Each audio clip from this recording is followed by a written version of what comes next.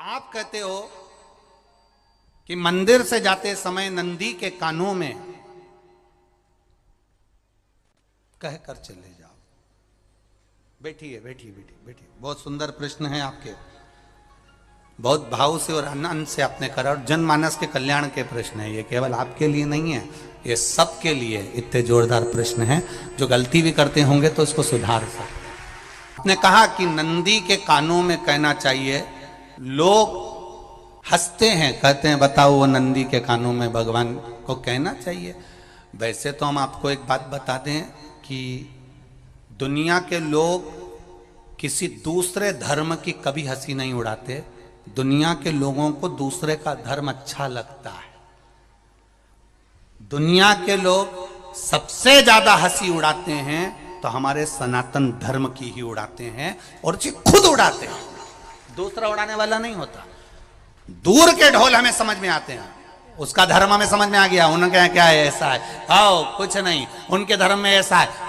कितना आनंद हमें दूसरे के धर्म में लग रहा है, और हमारा सनातन धर्म हमको बुरा लगता है। हमारे सनातन धर्म हमें बुरा लगने लगा। अरे भाई, लोग कहते हैं कि नंदी के कान में कहते हो, ये कोई हमारे पुराणों में या शास्त्रों में लिखा है? भगवती बहन साहू, आपको धन्यवाद देना चाहूंगा और एक बात कहना चाहूंगा। जितनी भी शिव महापुराण के अंतर्गत चाहे उपाय जो बताए जाते हैं कि बेलपत्री ऐसे चढ़ाना, काली मिर्च ऐसे चढ़ाना, चावल ऐसे चढ़ाना, धतूरा का क्या महत्व है, शमी के पत्ते का क्या महत्व है, बेलपत्री के पत्ते का क्या महत्व है, ये जितनी भी बातें बताई जाती हैं ये सब पुराण के अंतर्गत से बताई जाती है। अब दुनिया के लोग इसको चाहे टोटका कह दें, चाहे दुनिया के लोग इसे टोना कह दें, पर पुराण से हटकर कुछ नहीं। और आप लोगों को अगर बोला है कि नंदी के कान में कहकर भगवान शंकर के मन में बात पहुंचे, तो ये क्यों कहा, तो ये भी हमारी शिव महापुराण में लिखा है, जलंधर के चरित्र में। कोई आपसे कहे कि नंदी के कान में बोलने से क्या होता है, ये जलंधर का चरित्र कह रहा है। मां पार्वती जी का हस्त कमल पकड़कर जलंधर लेकर जाने लगा।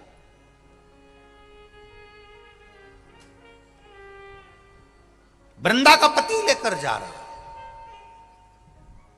वृंदा तो भगवान की भक्ति में लीन रहती थी, उसको तो जलंधर को सबसे ज्यादा तकलीफ थी नारायण से, पर शिव के पास आ गया, क्योंकि ईर्षा प्रवृत्ति अभी कथा में कहा, कोई कोई ऐसा होता है जिसको तुमसे बेर नहीं होता तो भी अंदर से ईर्षा जाग जाती है। कोई कोई ऐसा होगा जिसको अंदर से ईर्षा जागती है, अपने आप अंदर से ईर्षा जागती है, उसका कोई बेर नहीं, और ईर्षा जाग गई, भीतर से ईर्षा जागा। ना आप उससे मिले हो, ना कभी वो आप उसके सामने बैठे हो।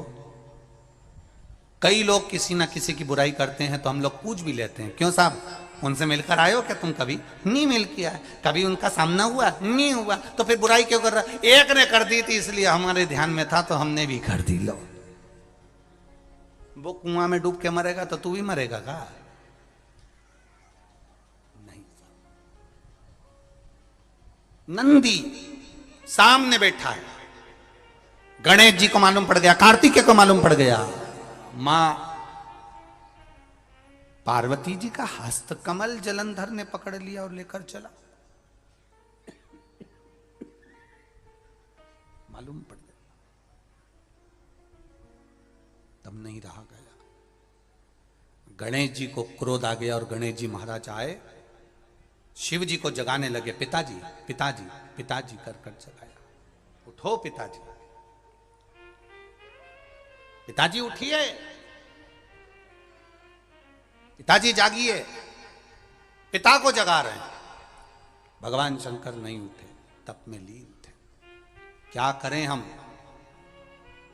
जलंधर के पास में इतना बल है, इतना बल है, और पिता की आज्ञा नहीं होगी तो हम कैसे मार देंगे इसको? मारने को तो हम मार दें। मां ने आज्ञा करी थी कि जलंधर उसको तारकासुर को मार दो, तो कार्तिकेय ने तारकासुर को मार दिया। शिव जी की आज्ञा नहीं तो हम इसको कैसे मारें, क्या करें? सब कुछ गणेश जी ने देख लिया, शंकर जी के ऊपर बहुत बहुत बहुत बहुत प्रार्थना कर कर देख ली, पर शंकर जी नहीं जागे। तब आखिरी में विनायक ने, गणेश ने, जितने लोग आस्था चैनल पर कथा सुन रहे हैं, जितने लोग फेसबुक यूट्यूब पर कथा सुन रहे हैं, इस बात को याद रखना कि नंदी के कान में कहने से क्या होता है वो ये इस कथा से सीख लेना। आखिरी में गणेश जी को लगा किसको कहूँ, शंकर जी भी तप में हैं, नंदी भी तप में है, मैं किसको कहूँ? शिव जी को कह के कर थक गया, पिताजी को बोल बोल कर थक गया, पिताजी जागते नहीं। अब मैं किसको कहूं ये बात, किससे कहूं?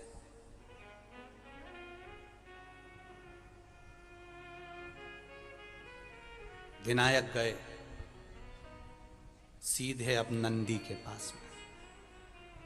नंदी भी तप में लीन थे, शंकर जी की ओर मुख था,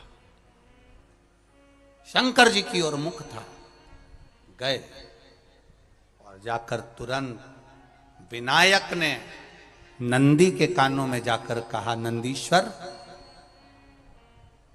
मैया का हाथ पकड़कर जलंधर लेकर जा रहा है, पिताजी तप में लीन है, कृपा करिए ना। बस केवल नंदी के कान में कहा, गणेश जी दूर हट गए। नंदी के कान में कहा, शंकर जी के नेत्र खुल गए, शिव जी के नेत्र खुले। ध्यान देना जरा, इस शिव महापुराण की, आशुतोष शिव महापुराण की कथा, जो कथा यहां कही जा रही है, यह कथा पहले के चरित्रों में सुनने को नहीं मिली होगी। जरा ध्यान देना इस संवाद पर, जितने लोग आस्था चैनल पर, जितने फेसबुक यूट्यूब पर सुन रहे हैं। सनातन धर्म की हंसी उड़ाने वाले कह देते हैं नंदी के कान में कहने से क्या होता है, नंदी के सामने जाकर बोलने से क्या होता है, नंदी के पास बैठकर बोलने से क्या होता है, नंदी के पास बैठकर शंकर जी का मात्र दीदार करने से क्या होता है, दर्शन करने से क्या होता है, वो अच्छे से समझ लेना। जो लोग सनातन धर्म पर उंगलियां उठाते हैं वो अच्छे से समझ लें इस बात को।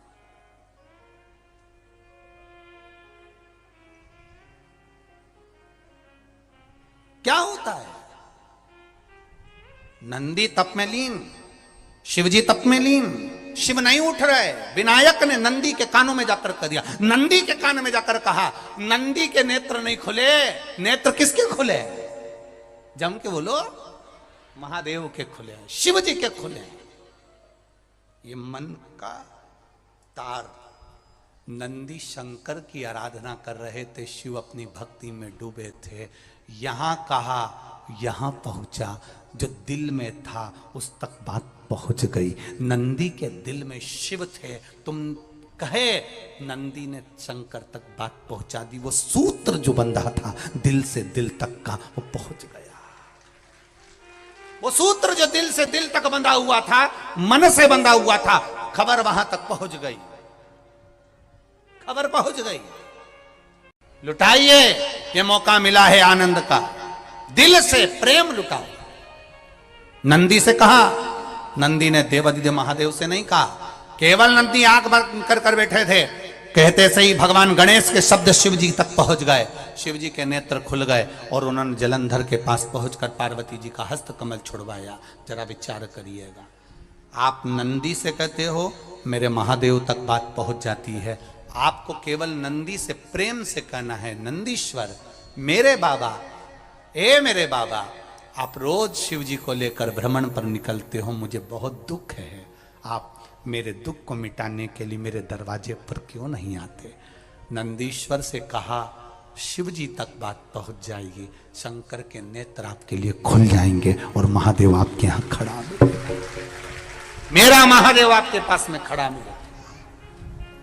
आशुतोष महापुराण की कथा कहती है, लोग कहते हैं नंदी को कहने से क्या होता है, ये शिव पुराण कह रही है, कहा वहां तक पहुंचा, दिल से दिल का कंटेक्ट। हम कई बार कहे आपको, आप लोगों ने सुना होगा शिव महापुराण में कि बहुत दुख हो जिंदगी का, बहुत दुख तकलीफ। जैसे वो बहन ने लिखा, मेरे कर्जे में लदालुम हो गई, तकलीफ बढ़ गई, शरीर का रोग था, 15-20 साल हो गए, आराम नहीं, बेटे भी व्यसन में डूबने लगे क्योंकि कर्जा बढ़ गया। टेंशन में रहेगा आदमी तो गलत संगत की ओर चला जाता। व्यसन में आदमी पड़ने लगा, केवल टेंशन के चक्कर में। और आखिरी में हुआ क्या? शिव तत्व को जाना। आपसे भी निवेदन है, जब दुख की घड़ी अपार हो, समस्या बड़ी हो, बहुत तकलीफ हो, बहुत कष्ट हो, एक लोटा जल जब महादेव को चढ़ाने के लिए जाओ, चढ़ाकर 2 क्षण मंदिर के अंदर नंदी के पास 2 क्षण बैठकर मेरे महादेव को निहारना।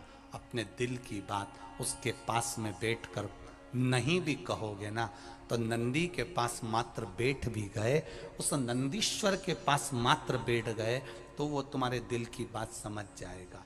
तकलीफ बढ़ गई ना, कोई बात नहीं, दवाई खाओ, डॉक्टर को दिखाओ, पर एक बार उस जल को शिव जी पे चढ़ाओ। चढ़ाकर जल लेकर जब घर जा रहे हो, 2 क्षण मेरे नंदीश्वर के पास में बैठ जाओ। नी भी कुछ कहना है मत कहो, एक बार उसके करीब में बैठकर दिल से, मन से मेरे महादेव से जो कहना चाहती हो, बस मन में भी धर लिया, तो मेरे नंदी ने सुनकर वो महादेव से कह दिया, दुनिया का सबसे ज्यादा तप करने वाला, समाधि में लगने वाला, साधना करने वाला, व्रत करने वाला, उपवास करने वाला, तप साधना में लीन होने वाला कोई है तो वो नंदीश्वर है, जो शिव जी के सामने बैठकर उनके सामने हमेशा सामने मुख कर कर तप में लीन रहे।